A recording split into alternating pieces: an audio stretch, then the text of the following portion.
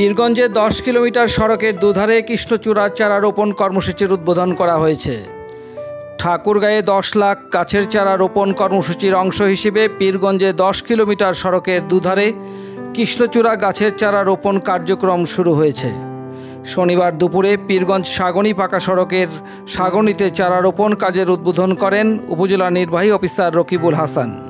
এ সময় থুমনিয়ার বনবিট কর্মকর্তা শাহজাহান আলী, প্রেস ক্লাবের সভাপতি জয়নাল আবেদিন বাবুল, সাধারণ সম্পাদক নসরতে খোদা রানা, উপজেলা দুর্নীতি প্রতিরোধ কমিটির সাধারণ সম্পাদক মোকাদ্দেস হায়াত মিলন সহ গণমাধ্যম কর্মী, স্বেচ্ছাসেবী সংগঠন, ল্যাম্পপোস্ট ও স্কাউটের সদস্যরা উপস্থিত ছিলেন।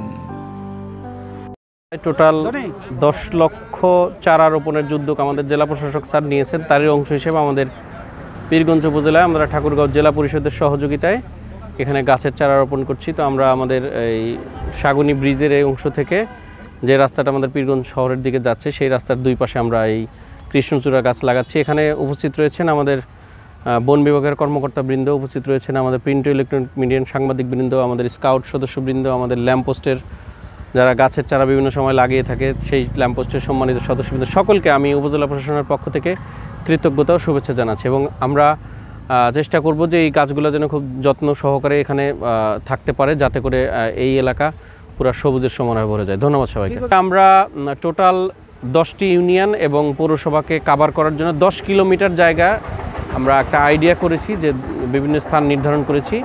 আমাদের বরাদ্দ সাপেক্ষে আমরা পর্যায়ক্রমে এই 10 কিলোমিটার চারা লাগাবো। ধন্যবাদ।